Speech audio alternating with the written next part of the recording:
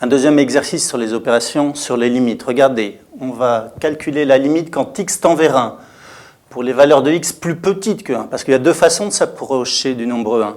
Soit je m'approche du nombre 1 à gauche, c'est-à-dire pour les valeurs plus petites, 0, 99, 99, ou bien je m'approche à droite, x plus grand que 1, mais là ce n'est pas le cas, 1,0001 par exemple. D'accord? Donc là, on appelle ça la limite à gauche.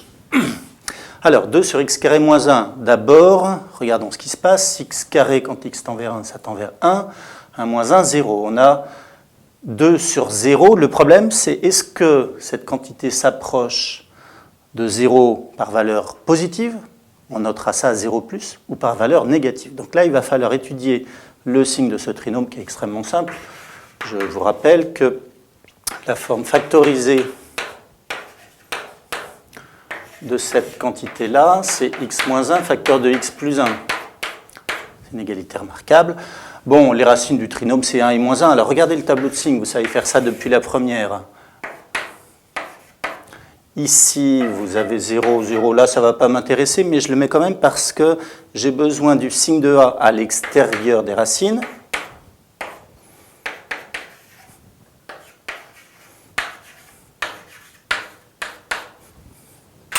Bon, sur notre site, on a un rappel sur le signe du trinôme. Si vous avez un doute, revoyez tout ça. Où est-ce qu'on est, nous?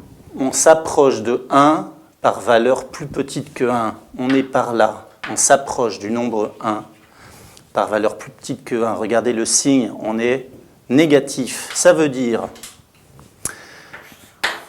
premier résultat important, que la limite, quand x tend vers 1 pour les valeurs plus petites que 1 de x carré moins 1, que le dénominateur, ça tend vers 0 par valeur négative. Là, je suis bien dans du moins.